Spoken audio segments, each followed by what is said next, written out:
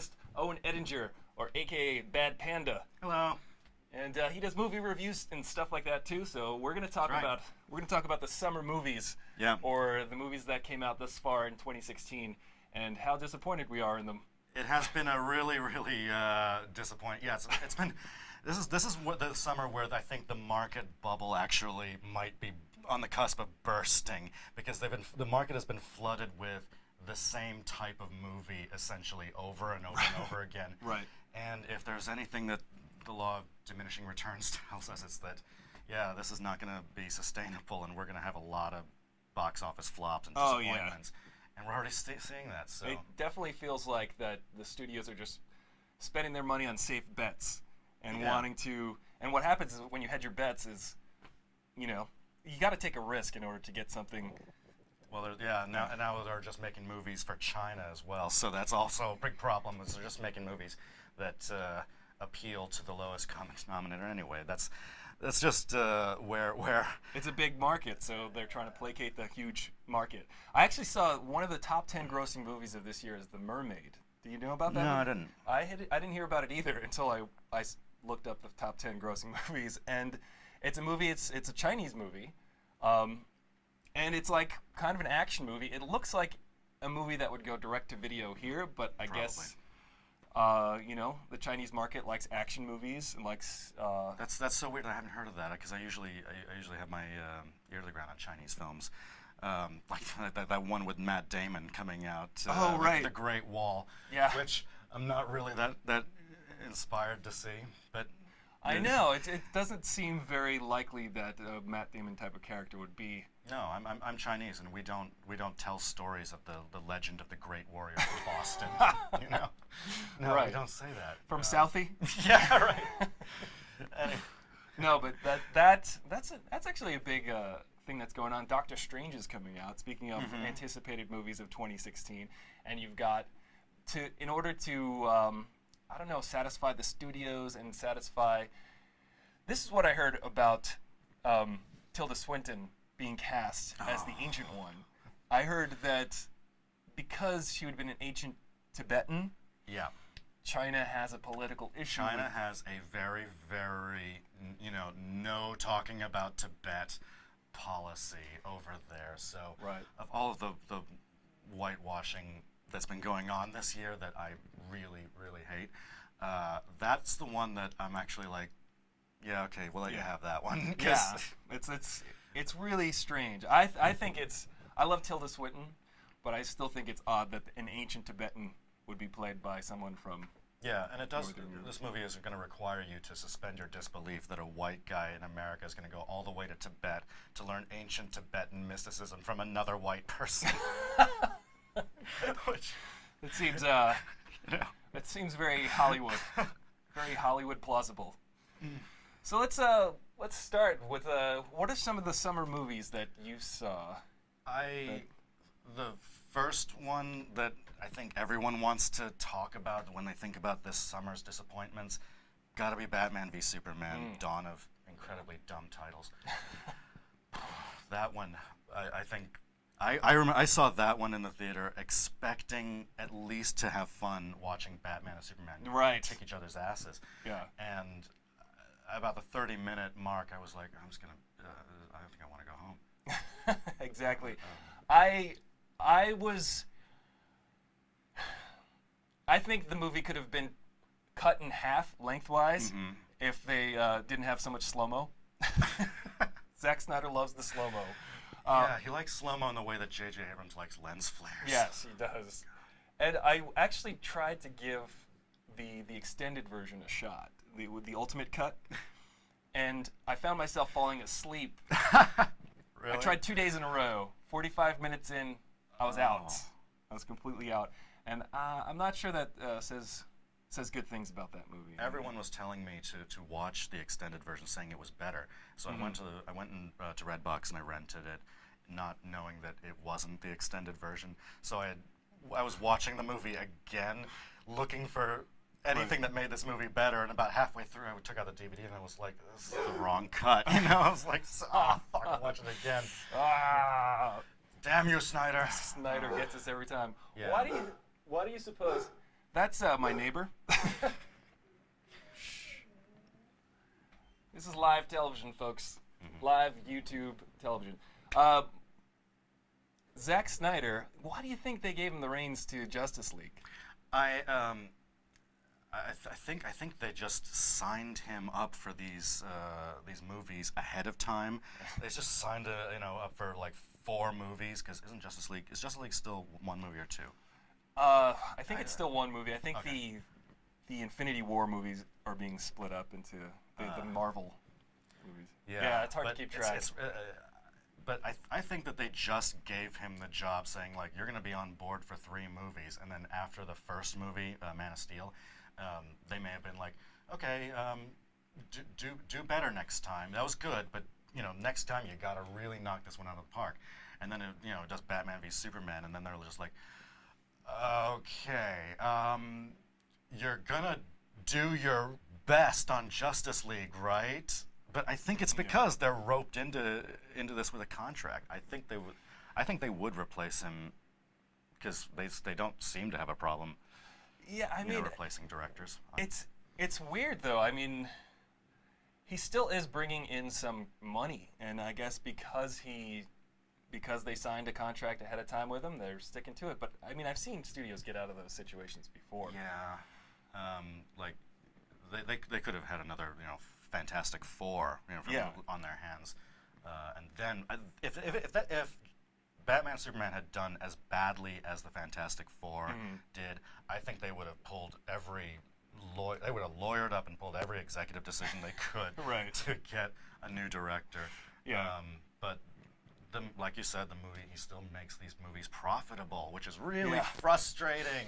But is it his movie that's profitable, or is it the property? Is it the intellectual property that is going to guarantee a certain amount of cash? I think that's definitely it. I think it's the because you put Batman and Superman in the title, you're guaranteed. You're guaranteed Box office gold. I want to make my own Batman. I've got a Superman T-shirt. I could probably make a competitive version of Superman. Yeah. So we also saw X-Men Apocalypse this year. I keep wanting to say X-Men Days of Future Past, but no, that's actually the good one that came before it. Yeah, that one was pretty good. This one wasn't. X-Men Apocalypse wasn't horrible. It wasn't. It's a very. I think it's a movie that gets drunk as you watch it. It's Or a movie that you watch and get drunk as you watch it? No, the movie itself gets drunk. It starts off somewhat coherent. It's like, 2,000 years ago, En Sabanur, the first mutant ever, was, did this. And then 2 hours later, cut to 2 hours later, and the apocalypse is over here, Cyclops just does this, and then Professor X, like, it's a movie that just sort of goes off the rails. Wolverine just shows up, and Weapon X, schnick, it loses all coherence about 2/3 of the way through. I can see that. Yeah, and then by the end of it, it's just like, I want to go to sleep for another decade. Yeah, it was kind of come to think of it, as I try to remember that movie, it's not that memorable. You're right, it isn't. I was trying to pull scenes from it just now, and I'm like, I don't think I can. Besides the Weapon X thing. The Weapon X thing and the Silver. Oh, the Quicksilver. The Quicksilver. Yeah. Scene. Though the Quicksilver scene in this one, I felt still didn't have the magic as it did in the last X-Men film. In the last one, that would blew my mind, because I'd never seen that before. Yeah, the audience I was with just burst into applause after that, because I was like, yeah, that is one of the coolest things I've seen on screen in years. And this one was like, all right, you asked for more, here it is. And then And it is bigger, and it's a little longer. It's a little longer. It's better on a technical level, I suppose, but it's also the fact that he fails to save Havoc. Oh, that's right. That was a little weird. Everybody in the mansion. And then it's like, except for Havoc. Yeah, but then he's like, Havoc is dead, and he's like, I'm sitting there in the audience going, well, maybe if you had not, played with the individual droplets and water in the air or something like that. Right. He's like running around saving kids, and he's like, oh, I'm gonna make a little, smiley face in the dust. Okay. Yeah, he was wasting his time in that fraction of a second to MU Quicksilver. You should go over to the Marvel Universe and get killed off. God, yeah, that's cruel. Speaking of, Civil War came out. Civil War. Captain America Civil War. I liked it a lot. Me too. I saw it twice. Me too. No, I saw it once, but I definitely loved the hell out of that one. They just, what is it that they're doing right with audiences? Or at least, I mean, I can't say, because a lot of people for the DCEU are still fans of the movies. Mm-hmm. Even though, for me, when I compare the two, it's a bit of apples and oranges, but I tend to like oranges better. So Yeah, I can Marvel, for me, feels like they're just doing something right with the characters. I think, do you think it's the reverse engineering of the universe? Meaning, like, Batman vs. Superman started with, like, just putting the kitchen sink in there. Yeah, it's the Marvel's approach. I think everyone will agree. Marvel's approach was better, and everyone is criticizing DC for trying to. DC came to the game really, really late, Yeah. you know, and they're coming into a market that's already flooded with superhero movies. Marvel's pretty much already, you know, had a monopoly practically on that, and they've got these superhero tentpole movies for every release date from here until 2020, and DC's coming in as like, can we play too? We got our Batman, Superman. When we, you know, so they're coming to the game late when people are already starting to get. Here's the thing. You have to. I am one of these people that is just I started off the biggest comic book fanboy ever, and now I'm one of these people that's kind of a little bit sick of these movies. So when I can see that. Yeah, it's oversaturation. Too much of a good thing. Too much of a good thing. So when Marvel comes out with Civil War, I'm going into that going, okay, let's see what you got, because is it going to be another Age of Ultron? And this one just took risks. Mm-hmm. It did something different with the characters that we had never seen before. We had never seen superhero on superhero action. That sounds dirty. Superhero on superhero action on this level, but we had never seen it have. I'm gonna say consequences. Right. Yeah. Like, stuff gets messed up in Civil War. Yeah, I do like the fact that there were consequences to their superheroing that they do have to face. You know, it's a realistic, like, do we regulate these guys or do we let them do their own thing and be protectors? And somehow that movie played with that issue better than Batman v Superman did, because there wasn't, and yet they're so similar. And when you think about it, both of them are about, both sides are being manipulated by some crazy bad guy, which I have to bring up. Zemo, I think, hands down, my favorite Marvel villain to date.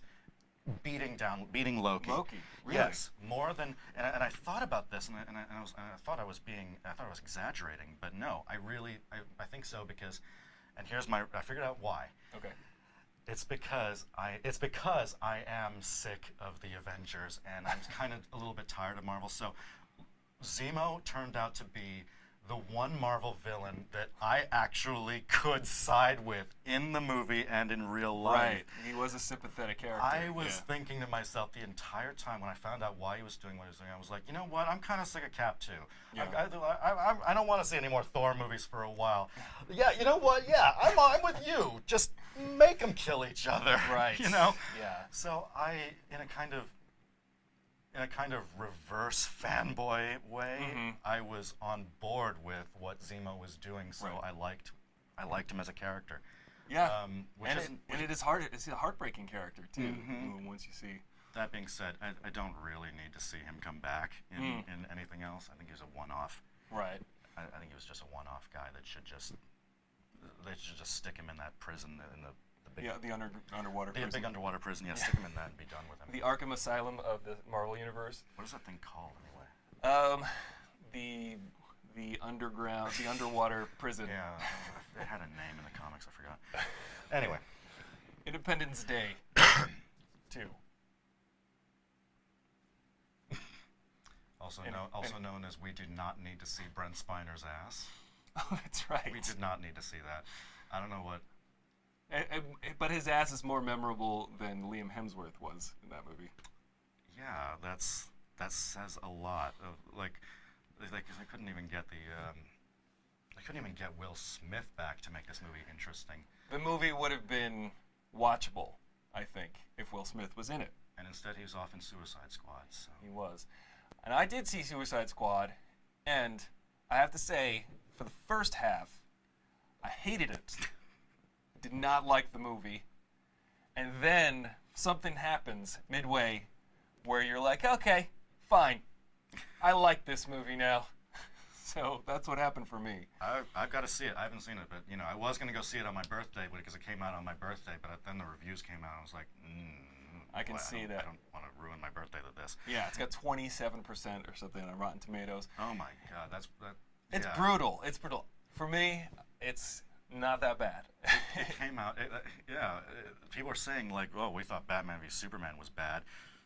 No, this is even worse. I can't get behind anything that Jared Leto did on that movie. That's all that I think about. Is all that kind of stupid stuff that he pulled with the used condoms and then. Oh yeah, the rats It's just hard to imagine Jack Nicholson or Heath Ledger, sinking to that level. Yeah, it was the stuff he did behind the scenes didn't seem to warrant. His performance for me just didn't click with the tone of the movie.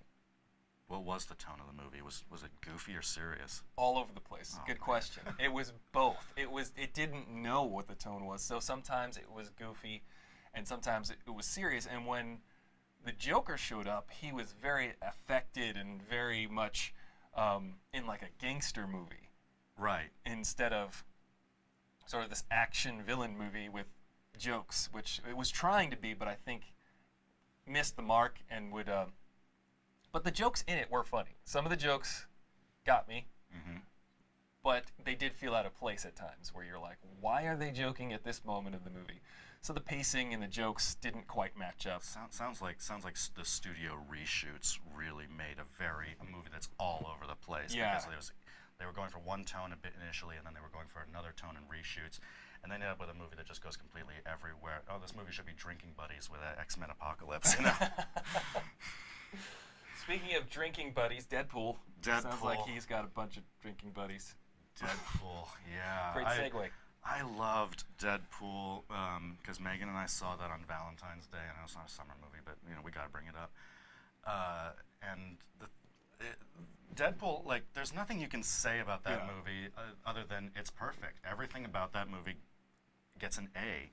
I love that movie. And in a way, that's kind of why I've never watched it again. Because my girlfriend has bought it on iTunes, and she watches it, again and again and again on a loop. Are you're afraid to sort of ruin that perfect experience you had the first time? I'm not afraid to. I don't. It's like when I saw Titanic. Okay. I saw Titanic in 1997, and it blew my mind. The ship sinks. Yeah, the ship sinks. I saw that movie, and I was like, this is the greatest movie I've ever seen in my life. It's so perfect. And then afterwards, I just never felt the need to watch it again. I think I got everything out of it the first time. And I was like, yay, this is great. This is great. And I have nothing against the movie at all, but it's like when she watches it, I'm just kind of like, yeah, it's an awesome movie, but yeah. Can we watch something else? That's fair enough. Yeah, but very few movies have done that for me, and I think Titanic is one of them. I think Weekend at Bernie's too. Weekend at Bernie's too, definitely. That one does it for me. I just only had to see that one once. I never have to see that one again. Yeah, Snakes on a Plane, another one that I loved watching, but I only watched it once and I was happy with it. Saw it paid to see that one. I did. I saw that one in the theater, and everybody in the theater shouted out the famous line. Oh, that was great. I'm sick and tired of these monkey fighting snakes on this Monday to Friday plane. That's the YouTube censored version. Yeah. So for my money, Deadpool is Titanic meets Snakes on a Plane perfection. That is how good that movie is. Oh, I wish we could just add like an explosion. Right up. We can do that in post. We were going to get back to Independence Day, too. Oh, that's right, yeah. We barely touched on that one. We did. Did you go into that movie expecting stupid but fun. I did. I wanted get it? it. I wanted stupid but fun. I just got really stupid. Yeah, we didn't even get fun. And, Yeah. and I don't know how Roland Emmerich, got that wrong, because that's what he... pronunciation. That's I don't know how you pronounce it in German. Is it Emmerich? Emmerich. Sounds good to me. Anyway, I don't know how Roland could screw this up, because he is the king of doing that, or the queen of doing that. Now that we know he's out, but I love that he came out in the most as gay in defense of a terrible Stonewall movie, which was just their most ironic thing ever. Was that a couple years ago? I think it was like last year or something. Okay. I remember this. He made a terrible Stonewall movie, and now, where did the original Roland Emmerich go? Where is the 1990s one that made Stargate? Where's the one that made Independence Day 1? Because that movie was thrilling, on the edge of your seat, Fun. And it had suspense. Yeah. It was a movie. It was more of a movie, I felt like. This one was lifeless. Yeah. It was very, very, you just kind of go from scene to scene, and it feels very paint by numbers, doesn't it? Like, we've seen maybe it's because in the 20 years since the first movie, we've seen a hell of a lot of alien invasion movies where they do the same kind of stuff. And so by the time the Independence Day sequel comes around proper, 20 years later, we've seen this movie a million times already. And it's really, really disappointing, although I did love Brent Spiner's ass, did not need to see. I did love that they gave him and, I don't know the character's name, this scientist that he worked with in the first movie. Oh, they gave like an homage to him? They made them partners, and I mean like romantic partners. Oh, that's right, yeah. Because who else would stay by someone's bed, for 20 years while they're in a coma? Right. Your husband or your partner or whatever. And I thought that part was really, really sweet. And when Spiner's partner dies, that's the one bit that I was kind of like, okay, that was good, because Data picking up the machine gun and kicking ass because he's now in a revenge-fueled mode. I like that part, but that was about it. Yeah. There were very few moments. Some of the visuals in it were pretty cool, the swarming and stuff like that, but I just thought the premise was really weak. And introducing, obviously this is going to be a spoiler-filled live cast, but introducing the third-party alien also was kind of useless. Yeah, that scene when the vortex opens up on the moon and I can't believe I'm calling it this. It's a space ball. It is a space ball. I can't believe I was going to say space Mel ball. Brooks is rolling in his bed. He's not dead. He's not dead now. He's rolling in his bed. But 2016, stay the hell away from Mel Brooks. Oh. Stay the hell away from Mel Brooks. Do not touch that man. Serious. But oh my God, it's a space ball. It looked like it was Marvin's the android's head. It was Marvin's head from the Hitchhiker's Guide to the Galaxy movie, the giant head that comes out. No, and I was just watching that going like, where are you going with this? Because this could go either really, really intellectually interesting or really, really stupid. And then I was like, why are you even asking that question? Where do you think it's going to go?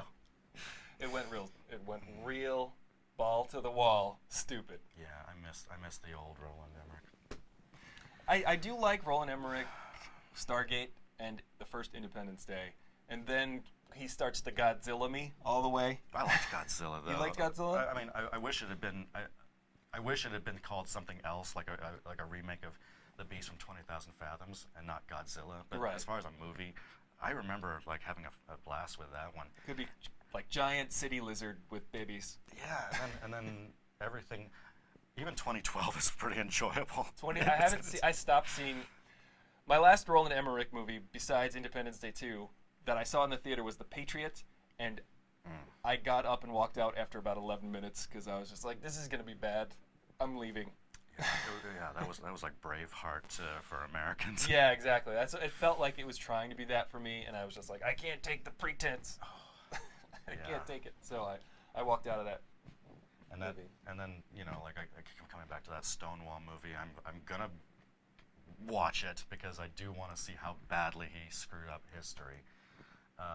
And he also did some movie called Anonymous that no one has ever heard of, but apparently it's about Shakespeare, about the life of Shakespeare. And I was like, interesting. Roland Emmerich directing a movie about the life of Shakespeare. No wonder nobody saw it. Yeah, it's like Michael Bay directing Pearl Harbor? Directing Pearl Harbor, exactly. And we've got, speaking of space movies. Oh, there it goes. There it goes. Let's just keep talking, though. Speaking of space movies, Star Trek Beyond came out this year. Is it going? Yeah, here we are. We have a little bit of a square. Star Trek Beyond. This is our first live broadcast to YouTube, so bear with us, folks. I'm just gonna have a square on me for a minute. But Star Trek Beyond. Star Trek Beyond. That movie is as a Trekkie, diehard Trekkie. I have my Starfleet Academy tattoo. Amazing. That's pretty cool. I'm a big Trekker too. I am not tattooed though. Are you a classic or next gen Trekkie? Because I will always love the original series, and I will always love the Next Generation. And then I even made my way all the way through Deep Space Nine, and started Voyager, bailed, tried to get back on for Enterprise. Yeah. Bailed. But I think that's yeah. I am an OG Star Trek fan though. good. Original series. Good. Yeah. That is my poison. And that movie felt like an actual. We got a little green screen here.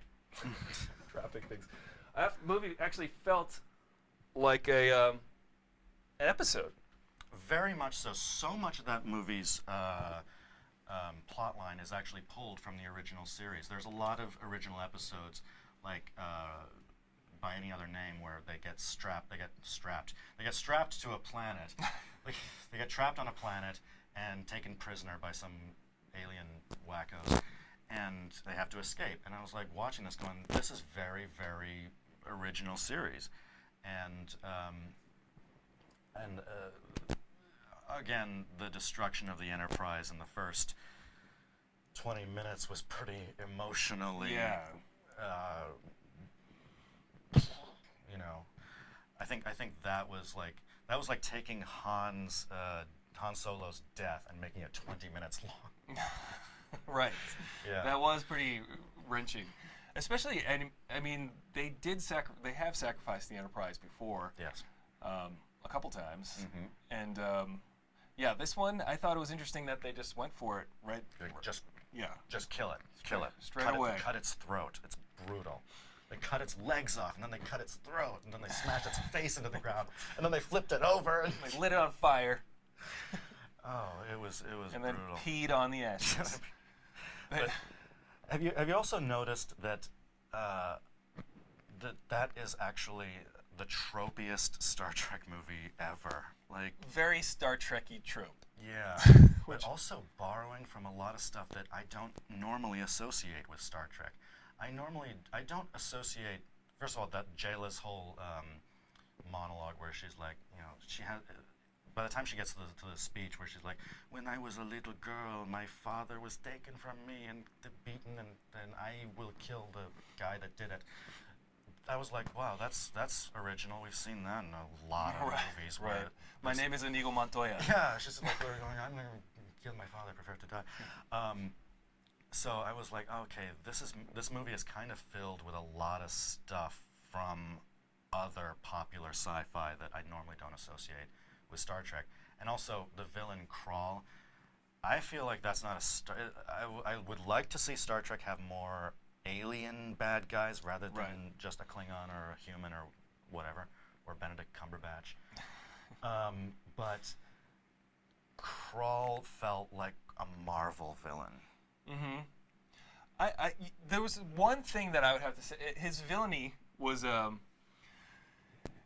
I liked him when he was being tough and badass, but I Mhm. think if we're gonna go spoilers, the final scene suffered from a lack of direction, actor's direction. I feel like the director Yeah. Justin Lin is so good with action sequences, but I'm not sure. I'm not so sure how he is with actors and the building drama. I mean, the movie Star Trek was good, and it was a really good script. I think a decent script, co-written by Simon Pegg. Yeah. And And it shows. it does.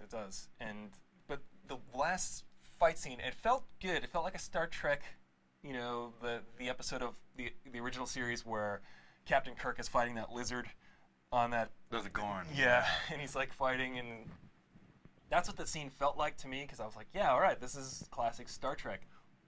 But I think that Idris Elba, as I call him,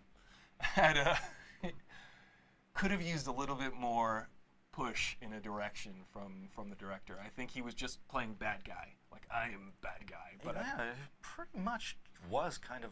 Well, that's the thing. Like we had two movies where the villains were not motivated by politics or prejudice or bigotry or greed or anything that Star Trek villains are normally motivated by. Nero in the first movie and Khan in the second one. And by the way, spoilers, it's Khan. Yeah. But they were both just. The Federation really screwed me over, and I really hate what they did to me and my crew. Damn, I'm gonna kill everybody on Earth. Right. And then by the time you find out Krall's origin, I was just kind of like, oh, it's just another crazy guy that got screwed over by the Federation, and they messed up his crew, and and he's just like, I'm pissed off, and I'm gonna come back 100 years later, and you'll see. Yeah, it's still that vengeance. Yeah. It's all vengeance. Everything in the JJ timeline is vengeance, this and vengeance that. There's even a starship called Vengeance. That's true. I think they're just trying to up that level of, Hollywoodism, I guess. I mean, the thing I always loved about the original Star Trek is the exploring and then coming across just like you're saying, an alien who has different interests or different goals, different because they have they could have written a story where Krall legitimately had a reason to fight them and was like, because if they're saying like this is deep space and it's alien territory, well, maybe you're encroaching on somebody's turf and they're going to be like, hey, no, you crossed, this is our, no, we're going to kill you. Yeah, like sort of a legitimate, identifiable sort of, not all of us have been scorned by. Yeah. I mean, I guess a lot of us wish we could get back at an old boss or something. We could. I've got a few of those. I know, and also, finally, it took 50 years. I'm going to mention this. It took 50 years, but now there are gays in Star Trek. I can't believe Sulu. He is the first LGBT character in this franchise, and it took until 2016. 50 years. 50 years. Wow, that's late. What do you think about George Takei not fully giving that his blessing? Because that was surprising. Yeah. I was really surprised because I met him at in the Las Vegas convention, and I was like, "Thank you so much for everything you've done, sir." And to hear him say like I played Sulu as straight. When I conceived of the character with Gene, we played him as straight. And first of all, when, dude? I can show you an episode where Sulu is using a foil. Because that's questionable. Yeah. And second of all, that's disappointing. It was very disappointing. And then I just have to, But then I don't know. Does being in an alternate timeline affect that? Right. I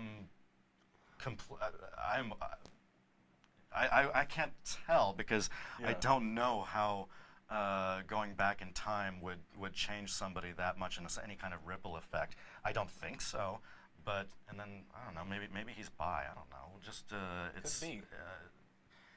It was such a letdown because finally, after 50 years, we get an LGBT character who is a main cast member that's already established, and then the response tends to be is a little bit, not really, you know. Yeah, I mean, I did kind of like the way it was treated as just a non-issue, normal, obviously. And he's there with Sulu, Captain Sulu's daughter, Demora. I love that that they little brought Easter her egg. an Easter egg from Star Trek Generations. Mm-hmm. She will grow up. She will grow up to helm the Enterprise B, under the command of Captain Cameron Fry. That's pretty rad. Generations. That was, I'd say that between Star Trek V and Generations, those are my least favorite Star Treks. A lot of people like Generations. I don't like it. I love Star Trek V. The Final Frontier? Yes, I love that movie. It's a window into William Shatner's brain. That is a view worth having. Like, it's pretty bad. I do remember liking it as a kid, but I tried to watch it a few years ago, and it is so slapdash, scattershot, like a snowball of nonsense. But the performances are decent. I mean, I like Cybok. He was cool. Oh, that's movie. It's on my channel that I have a top 10 list of movies that everyone guilty pleasure movies that everyone hates that I love, and that's on there. That is one of my top movies that I will watch it for sheer joy because it's so. I will watch it as a fan.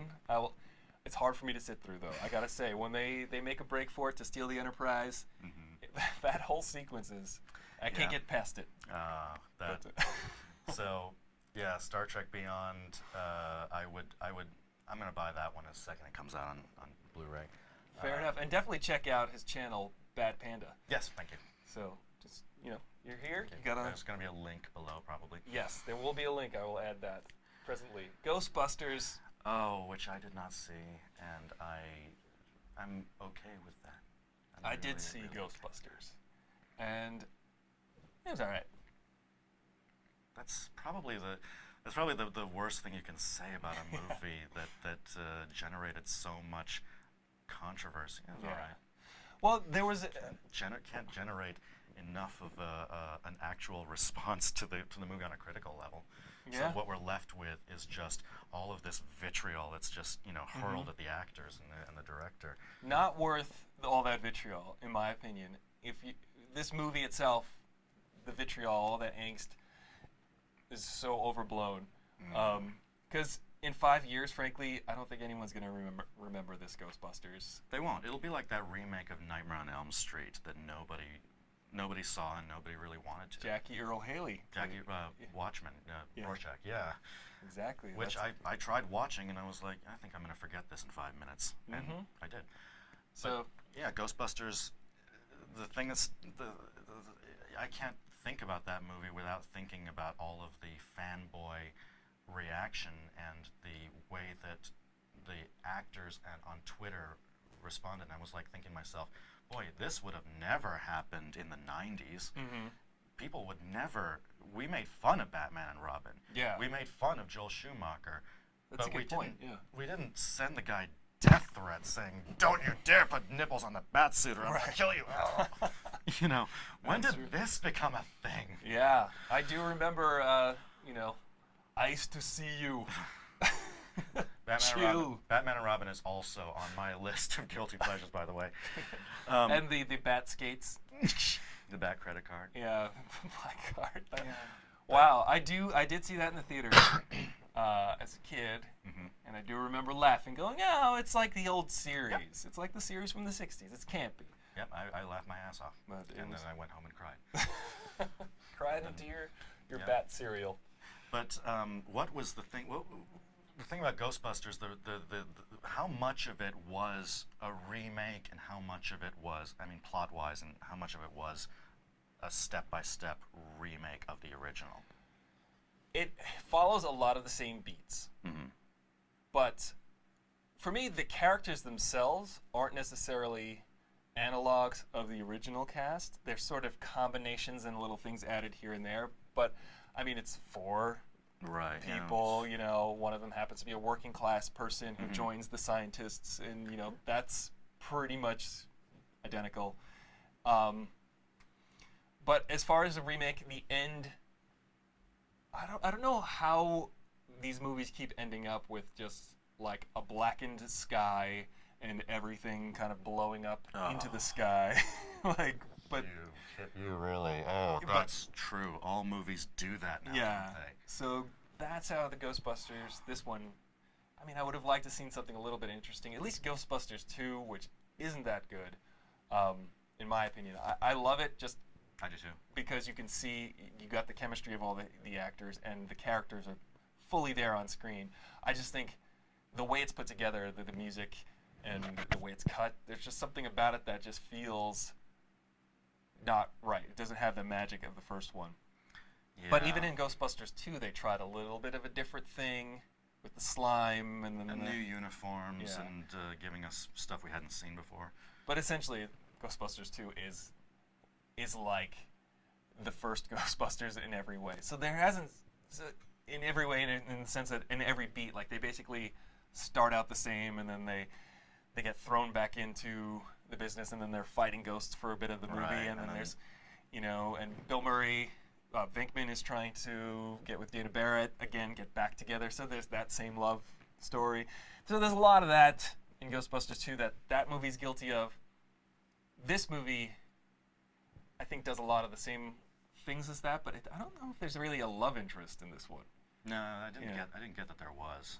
Yeah. It's not Chris Hemsworth. No. But you said it actually ends with another one of these big wibbly wobbly swirly thing in the sky above Manhattan kind of thing. Kinda. I mean, there's a ghost just flying around in the sky, and it's blackened, and That shows up in a lot of stuff now. Have you noticed Yeah. that? It was in the Avengers did it, and when I saw the trailer for Teenage Mutant Ninja Turtles Out of the Yes. Shadows, the first thing you see is this big hole in the sky, and I'm like, oh, another big dimensional wormhole above New York. It must be a Thursday. yeah, exactly. I mean, the tropes. The Hollywood wants to cash in on these tropes.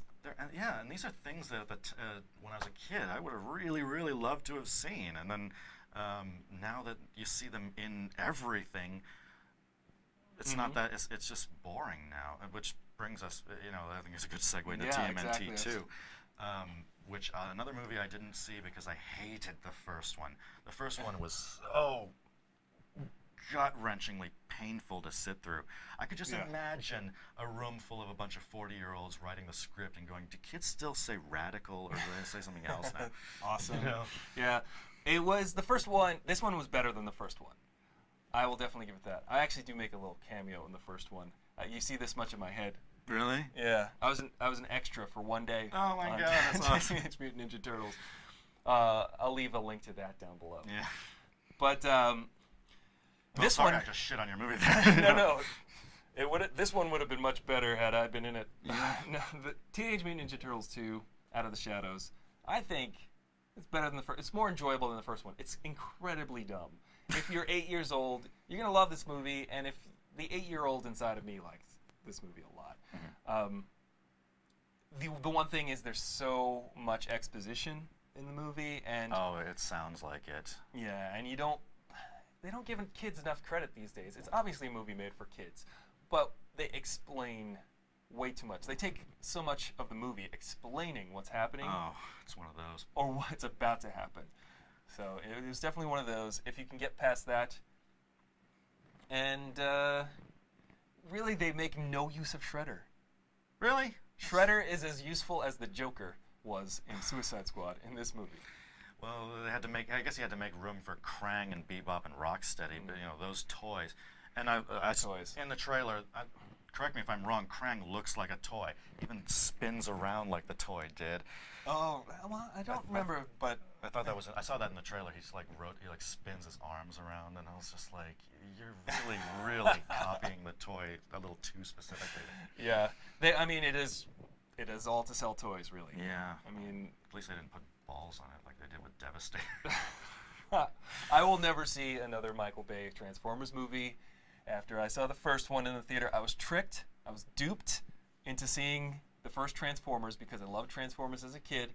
And then going into the theater, I was like, I know it's a Michael Bay movie, but it's going to be Transformers, and I love Transformers. And then about 10 minutes in, I was like, I don't know how this happened again. It's definitely, you do feel like it's going to see a Transformers movie is like going to see a movie and going to the dentist at the same time, because it's like you want to get through the painful parts, because you know you're getting a candy at the end. I don't know. Yeah, that's a good way to describe it. I would not. I mean, Michael Bay's making what, 3 more? I think after this, or 2 more. Yeah.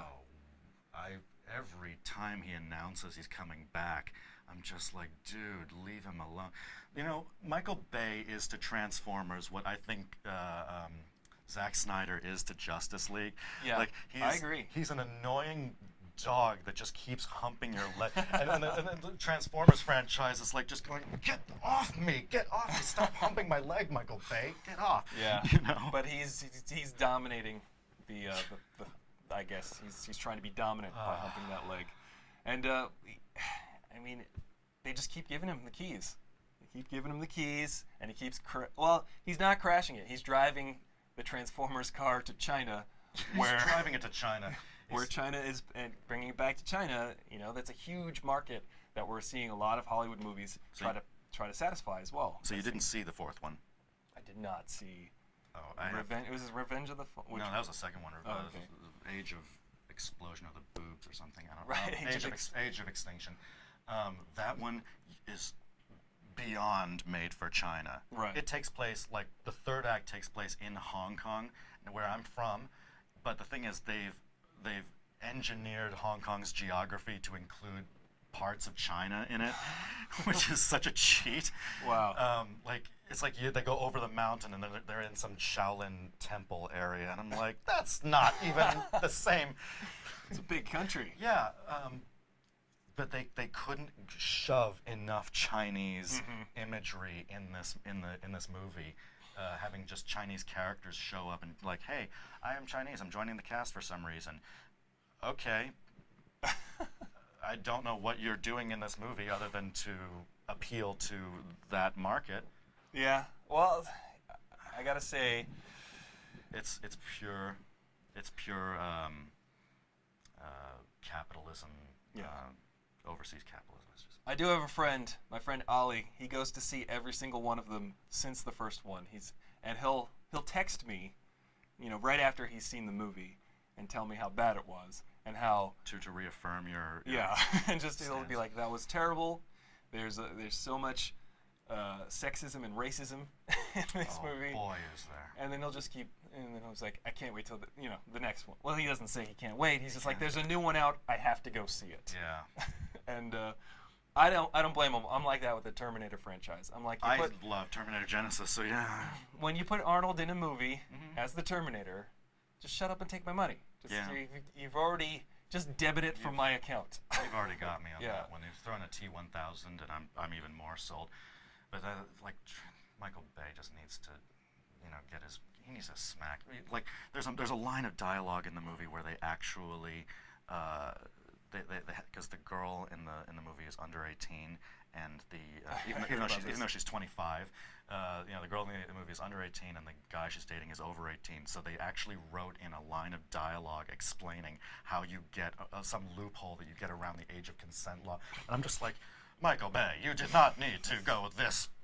We did not need to put this information in any kind of script. You should be really. That's one where I'm just like, the screenwriters should literally be ashamed of that part in that movie. Michael Bay's like, yeah, this is great. This is great. Let's blow something up. Yeah, and I'm hoping that the people that wrote that movie just literally are like, I am so embarrassed that I wrote that. Anyway, so Hardcore Henry. I didn't see Hardcore Henry. I did see Hardcore Henry. So tell me about Hardcore Henry. I was interested in seeing it. I like the first person idea. I like the concept of doing a movie in first person, which it's the first time ever, really. It's a good start. I will say it's a good start. This is a new format that people have never done before. You've never tried a first-person POV action movie, and they shot it on GoPros, which already is completely problematic because I'm an editor and I work with GoPro footage, and I know for a fact that it's not meant for feature filmmaking purposes. So whatever they're going to do in the future, and I hope that they continue this trend of first-person movies, because it is a neat idea. But they're going to have to come up with a helmet camera mount with some kind of stabilization. Maybe not such a wide lens.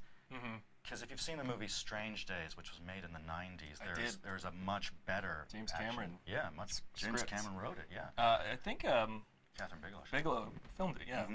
But that movie has POV action in it that looks better. And Hardcore Henry, the GoPro footage, it's very, very jerky and very, very shaky but unnecessarily so. You can figure out some kind of gyroscopic stabilization, like a Steadicam, or a fluid head, something. The other thing is, GoPro footage is not made for CG. So there was a huge problem with being able to hide the seam between what is actually shot and what is green screened or CG'd in. I see. Because the footage isn't meant for that. Other than that, this movie is beyond dumb. This movie is like written by a 12-year-old who's played every PlayStation 4 game, and it's just going like, and then the cyborgs come in, and then there's a clone of this guy, and you don't see this movie for the plot line. You just see it for the gimmick, and it's a good gimmick. Just needs. Yeah. How long is the movie? It's very short. It's about, I'd say it's like 80 minutes. It's about. Okay. Yeah. It feels like what they were going for the minimum run time to make it a feature, because they knew that this was a very limited gimmick. Right. Did you have any feelings of like dizziness or nausea, vomiting?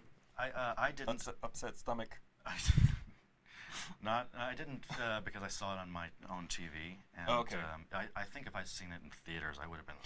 Right. You know, I would have been all. I think there was a warning that went along with that movie that was like, right, yeah. Be careful, you might puke. Yeah, because it's not like Cloverfield or any kind of found footage movie where the camera just does this. The guy is doing flips, somersaults. He's rolling around, and boy, that's gonna make you dizzy if you see that too much. But that being said, Shelton Copley's really good in it, because I love that actor. He's great. He's plays multiple characters, and it's done in the explanation for why is really it's dumb. Okay. It's just dumb. I'm gonna check it out. Yeah, he is very, very good at accents and different. I think he's a theater guy, but he steals the show and everything, which is needed because the main character has no voice and no face. So you are the main character. So you need a good, talented actor to bounce off of when you do a movie like this, and they got the right guy. Although, what the hell is Tim Roth doing in that movie? Roth? They literally filmed a... is he playing an abomination? I don't know what he's playing. They literally filmed a cameo with Tim Roth where it's one shot, and I don't even think that they hired him. I think he just showed up on the set and was like, hello, you're making a movie in Russia, are you? He's like, I'm a great actor. I'm a great actor. I was in Pulp Fiction. Can I be in this movie? Oh, yeah. So they're like, okay, just sit, talk to the camera, say one line like Garçon, coffee. I'm in this movie now. And he literally just pops in, and I was like, this is the weirdest out-of-place cameo I've ever seen in my life. Might be friends with somebody and showed up one day. Yeah, I think that was it. That's what happens when Tim Roth just walks onto your movie set. Yeah, you put him in the movie. If you see him on the street, Put Tim Roth in your movie. So there's also a couple movies that came out this year that weren't all that. Yeah, there've been a ton of disappointments. I think that's the overall arching message or quality of this year has been sort of disappointment after Warcraft. I did not. Another literal video game movie, not video game-esque movie, but Warcraft I saw, and I think if you're a fan of the game, you will like the movie.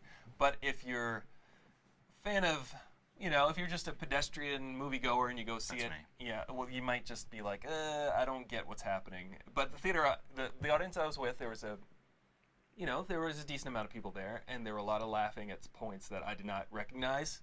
So there's a lot of fan service, because I'm not necessarily a fan of the game. But you've played it. I've played it, but I wasn't like a huge Warcraft fan. Like I didn't play it for hours and hours on end. And my brother, however, did. My brother definitely played that game, so I'm familiar with it. But I have no knowledge of Warcraft at all, so I couldn't tell you anything about that franchise. So if I were to go see that, would I be either lost or just... You won't be lost. I mean, there's a basic thread that brings you through. It's not like watching Dune, like it's not that confusing. Yeah, have you seen the 4-hour version of Dune? It's pretty great. It's pretty, except because the one that they cut down for the theater, they added a lot of. Oh, you mean the director's cut, not the miniseries? Oh yeah. Oh yeah, the mini. Oh, you're talking about the miniseries. I have seen the director's cut of Dune. Yeah. Yeah. That was 4 hours. It's 4 hours long. I thought it was 3.5 or something like that. 4 hours is unforgiving. It's pretty long. But Warcraft, I think you can follow it. I just don't think it's as great as. There's problems with acting.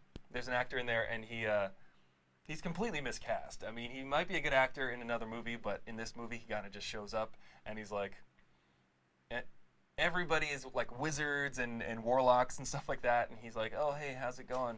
Oh, there we go again. And he's just like, hey, how's it going? I'm a warlock. Let's hang out. That's just literally it. What kind of... why do they just write these ancillary characters that just come in? Is it just fan service because they feel the movie must include this guy because he was in the game? I think so. I mean, he was pretty. Well, he was just bad. I don't think they needed that actor per se. I think it could have been performed by someone who was a little better. Yeah, I've never been able to get into the Western European high fantasy, the Tolkien type stuff. I love Lord of the Rings and I love Game of Thrones, but everything else, if it's sort of Western European, medieval dragons and knights and kings and stuff, I can't really get into that kind of stuff because when I think of fantasy, I'm more interested in anime, like JRPG type fantasy where it's more abstract in a lot of ways. So when a movie like this comes around, unless it's a property that I really, like I said, Lord of the Rings or Game of Thrones, I don't get into that. It might as well be another Dungeons and Dragons movie. I love Game of Thrones. I do love Lord of the Rings. Lord of the Rings. Lord of the Rings. That's a different movie. It's the parody. Yeah. I could go on. But for me, it's hard for me to get into magic movies. Magical movies.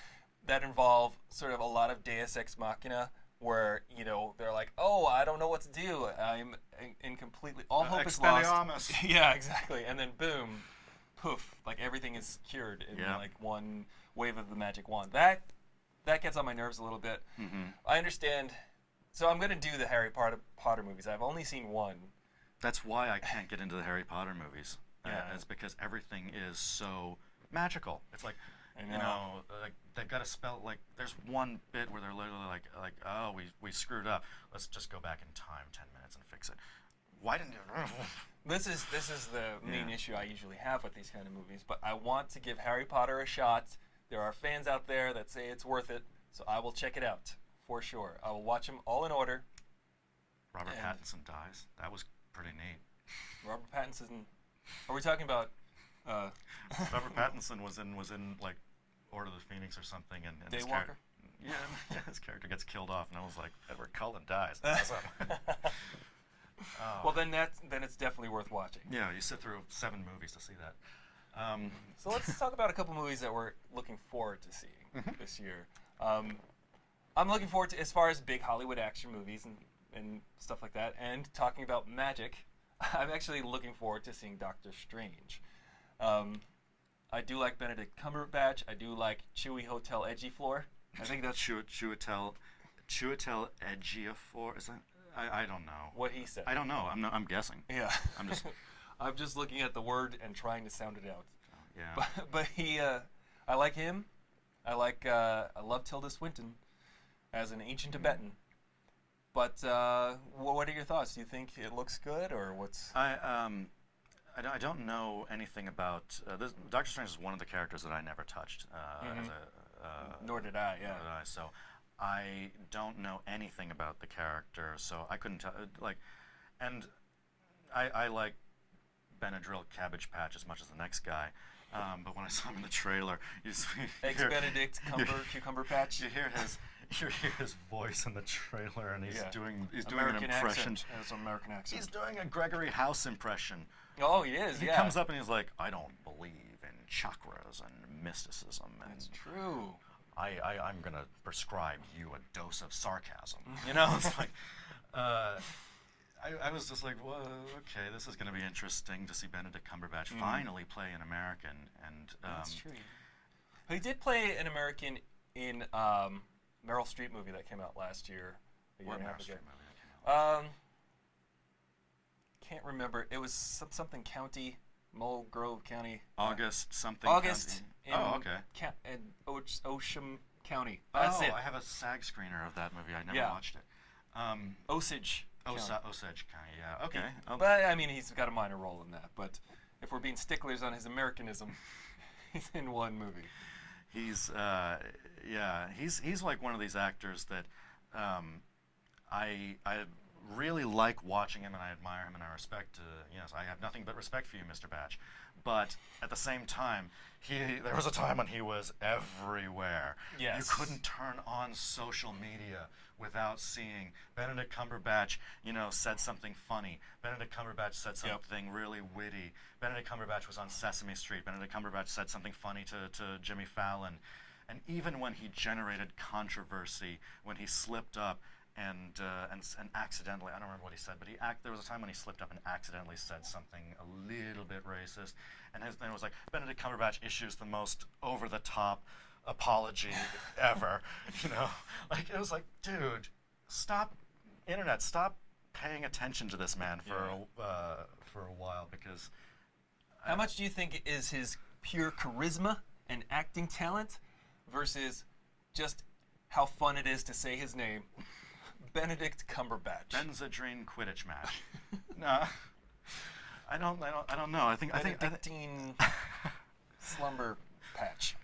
I think he is like naturally just really charming and super, yeah, he's great. He's like a Sherlock. He's like a British Will Smith. You can't not find the guy charming. Yeah. So when that Doctor Strange comes out, I will go see that.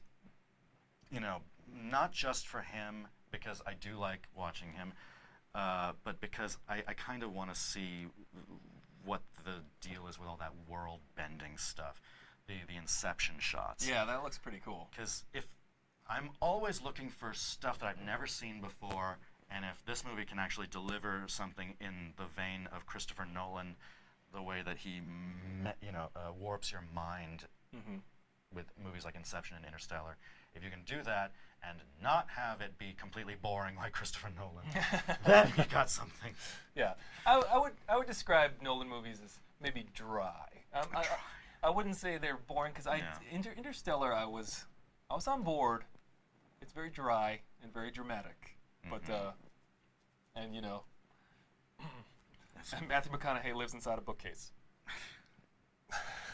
Also, Matthew McConaughey.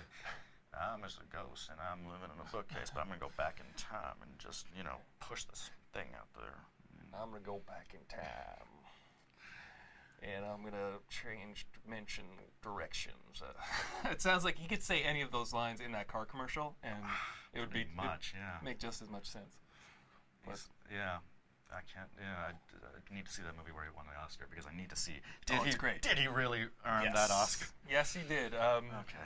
What was the name of that movie? Dallas Buyers Club. Dallas Buyers Club. Yeah, that was the McConaissance. It was good. There was that. A good one. There was that. There was Mud, and there was Wolf of Wall Street. All great Matthew McConaughey performances. Okay. Yeah. Even though it's just minor in Wolf of Wall Street, it's memorable. You remember that performance from. And of course, we've got Rogue One, Star Wars story coming out in December. This is probably my most anticipated movie of the year. So far, the movies I liked the most were probably The Nice Guys, The Secret Life of Pets, a lot of the animation ones, Finding Dory. I really like those movies, but I've been amped up about Rogue One Yep. For, a year and a half now. So. This is a movie that, I didn't see the second trailer because as soon as I saw the first one, that's all I needed. It was like, same thing with seeing the Force Awakens trailer. All I needed to see was a shot of an X-Wing, and I'm just like, yeah, I'm on board. Shot of a Millennium Falcon, I'm on board. Rogue One, you just give me the Death Star and a Star Destroyer. You got me right there. Right. I can't not go see that. And the actress that they got to play Mon Mothma, boy, did they cast that one right. Looks looks like I could be her daughter. Yeah, looks exactly like her. And the funny piece of trivia about that is she was actually in a deleted scene from Revenge of the Sith. That's right, she was. As Mon Mothma. And it's got to be a bummer when you find out the movie comes out and you're like, I'm not in it. Then 10 years later, they're like, we got a role for you. Uh-huh. Exactly. Age appropriate, too, because true, she aged those 10 years. That's right. So. And that's why, but these movies, unlike the Phantom Menace trilogy, which relied on being its own thing, the new Star Wars movies are entirely about our nostalgia towards the original series. And that's all you need. Because you don't really need to go back. There's all this stuff about referencing Darth Plagueis and is Snoke the Grand Inquisitor from the TV show, or is Palpatine's ghost, whatever. All this stuff about from the prequels, and it's like, guys, I think we want to stay clear of that material, and it's there in Rebels, and it's there on TV if you want it. Right. If you want prequels stuff. You got it. But as for their new franchise, now that they're owned by the mouse, stick with the original. Yeah, and then build them outward. Build them, definitely interlace them with the original trilogy, but definitely expand, build outward.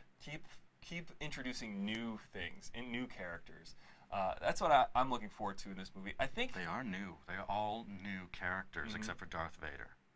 And Saw Gerrera, they said they actually. I think what they did with that is before they did those 5 weeks of reshoots on Rogue One, they looked at what they had and they said, hey, you know what? This guy could probably be Saw Gerrera from the Clone Wars. Oh, so they retconned their own material. So they might have retconned. I'm just guessing. That's just a major guess, and this could be a potential spoiler. I don't know if you want to hear a potential spoiler. Yeah, no? I'm okay. You're okay? So spoiler alert on Rogue One, but this is a fan theory. This is a potential spoiler. It's a fan theory. It's going to turn out to be true. I know. I just want to give people fair enough warning so you can look away, plug your ears. This is one of the coolest things I heard, that how they're going to sort of integrate Rogue One into Episode 4, A New Hope. If you recall, in the final trench run of Star Wars, Darth Vader's in the middle of the TIE Fighter formation. Yeah. And there's one TIE Fighter here. He's flanked by TIE Fighters. So one gets shot by Han Solo. And then the other one crashes into him. And he flies out into space. Right. Now, there's speculation that Jyn Erso, she's wearing a TIE Fighter uniform, might hijack a TIE Fighter, jump into formation with Darth Vader, and clip him, and send him off into space, giving Luke Skywalker the opening he needs to destroy the Death Star. I think that is an amazing theory. It's definitely. I'm not as much as I'm not a fan of going into the interior of a movie and altering it like Back to the Future 2 style. Exactly. It certainly would be better than that TIE Fighter pilot being the dumbass that he was. Right, exactly. It would make more sense. He literally just went, look out! Like, moron. It would make a lot more sense, and I think if they just end the movie with Jyn Erso getting into that TIE Fighter and going off into formation somehow, provide a good resolution to Rogue One. And then we know what's going to happen next, because the next scene is going to be last scene of. Although I do hear Rogue One is going to take place 10 minutes before A New Hope. Really? Yeah. So like it's going to end 10 minutes before A New Hope starts. Do you think they're all going to die? I do. Because that's something we've never seen in a well, we've seen heroes die, but we've never seen an entire cast like buy it over the course of a movie. I think they will, but that's just a theory. A film theory. I'm not copying any catchphrases. No, I watched that earlier today. Actually, I was watching film theory. Shout out to Film Theory. Yeah, we love your channel. They're great. This do you like? This seems to be a movie that's made for the people that did watch the original. This is not a Star Wars movie made for kids. I don't think this is made for the same audience that is watching Star Wars Rebels right now. Yeah, it's for the audience who grew up with Star Wars, I think. This is for the audience that was so bummed when Star Wars 1313 was canceled. This is for those people. Right. Yeah. That was supposed to be the TV series, right? No, that was the video game, the right. Boba Fett video game that was going to be gritty. AF. Oh, that was this. Yeah. Yeah. And it was, so I think this is that for that audience. So they're going to go. They're not going to go hard. They're not going to go R-rated, but they're going to go PG-13. Yeah, I think it's going to definitely give us an adult version of Star Wars, something that is something war-oriented, and I look forward to that. I heard a rumor that Darth Vader will have alternate armor, like battle armor. Like we'll see him in battle with the lightsaber, like he's just probably picking up troopers and just like flinging them with a force, and then he just throws his lightsaber and cuts off a bunch of heads, and it comes back like a boomerang or something. Would it happen to be this very lightsaber? Exactly. Yeah, like Darth Vader, I want to see that. I want to see him just like swathing through, like in Star Wars Battlefront, just going around whacking people's heads off. Throwing the saber. Because I was imagined that he was so powerful that like if he went out onto a battlefield, he could just like snap his fingers and 1,000 people's heads would just explode. Yeah, I don't think that there's any match to him other than, I guess. I mean, he defeats himself really in the end of Jedi. Pretty much. Yeah. Essentially, he kills himself. So, that's very, very, very much on my. I think that's at the top of my list too. We'll see. There aren't many coming out this year. I know that. If anybody in the chat room has any suggestions, all 3 of you, 4 of you, looks like some people came and went. Do you think Vader might? Sorry, let me just check that question. This is from Alex Santiago. Do you think Vader might slaughter the main characters? I would absolutely love it. I would love it if Vader went like full on Joffrey Baratheon and was like, Yeah, I think so. That would be great. I think that would be so much fun because we've seen him crush a guy's neck. We've seen him strangle some people, but we've only seen him kill them in very bloodless ways. Mm-hmm.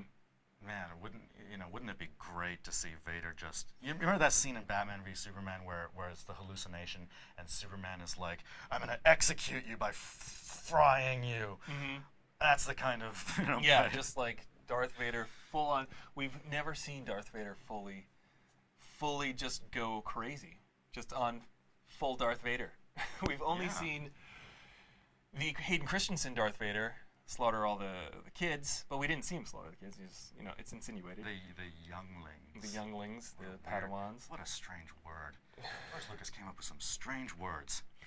You gotta hand it to George Lucas, though. He did come up with new stuff every subsequent movie.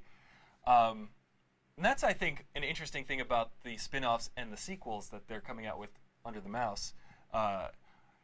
These movies are playing a lot into the original 3 instead of George Lucas being inventive as he was, for better or for worse, for the prequels. For worse for the prequels. Inventive, For better for the original series. But he continually added new ideas.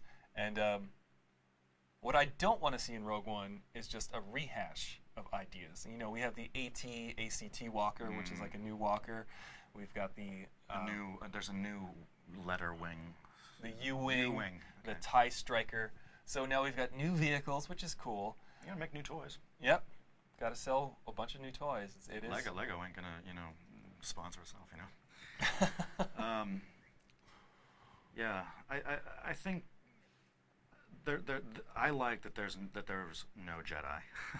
Yes. I like that we get to see Vader not fighting another lightsaber duel. Mhm. This is gonna be Vader just, has Vader ever used a gun? I don't think he used a blaster, but it's not, It's not unheard of, I suppose. Luke uses a blaster. Yeah, Luke is a Jedi. He uses a gun. Yeah. But, the idea of Vader having battle armor, and because his armor is lightsaber resistant, I learned from one of those big Star Wars Explains videos.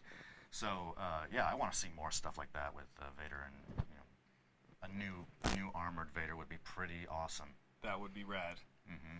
I do hear there is someone in the back to tank. The scene where there's a cloaked figure kneeling before one of those healing chambers that Luke Skywalker was in The Empire Strikes Back. Oh yeah.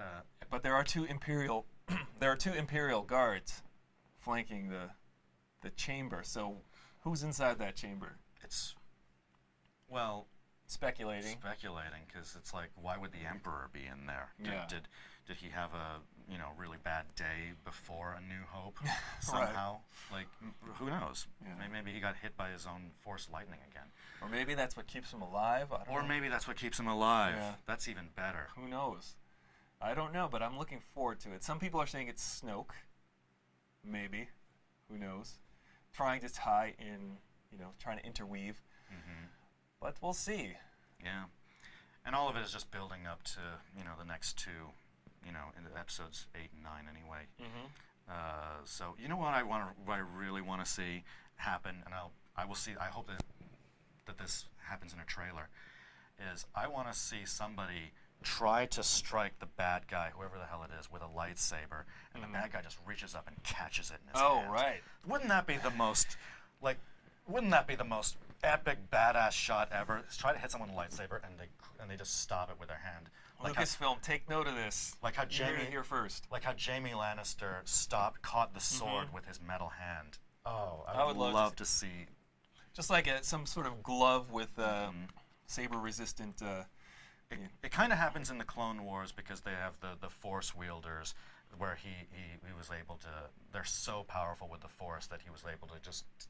Like, your lightsaber, just go back inside their blade. Really? Yeah, he just touches Wow. the blade and is and it just moves it back into the hilt, and is like, how the hell did you do that? Like this? But I want to see someone actually just grab the blade and that ain't hurting me. Right. And that's cool. Mm-hmm. I would love to see something like that. Mm-hmm. I think they are going to get a little bit more inventive with the fight scenes.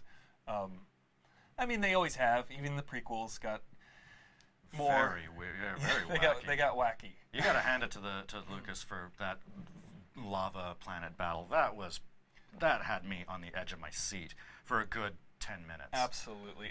For me, the only part of the prequels worth watching is the last 40 minutes of Revenge of the Sith. And that's... No! Exactly. Minus that. But if I were to recommend the prequels, I would just say, just watch the last 40 minutes. Yeah, it's like the thing about those prequels is the first two prequels don't even need to happen. Right. We don't need that story. Yeah. It's like doing they went too far back. Exactly. The Revenge of the Sith should have been 6 hours long and split into 3. But Yeah. and it would have explained the fastest gestating pregnancy in the galaxy. That's right. And the fact that he didn't sense they were twins, it's There's crazy. so many weird things about it. That we'll save for another discussion. Yeah, there's nothing you can say about the prequels that hasn't already been said before. So, So what about you guys? What movies do you want to see this year? What were your favorites so far this year? Remember to leave a comment. Let me know. Like this video. If you can, like live streams. Can you like live streams? yes, you can. Okay, we'll do that.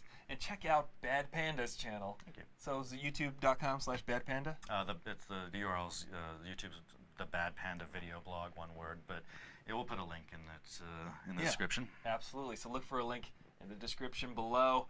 Did I forget anything? I don't think so. No, I didn't forget anything. That's right. Also, I'm almost at 1,000 subscribers. So You are, that's right. I'm like 5 or 6 away from 1,000 subscribers. So there's going to be a big giveaway probably this week. So stay tuned. Remember to comment to qualify to win. I'm Aristotle Full Throttle, and you are Bad Panda. and we'll see you later.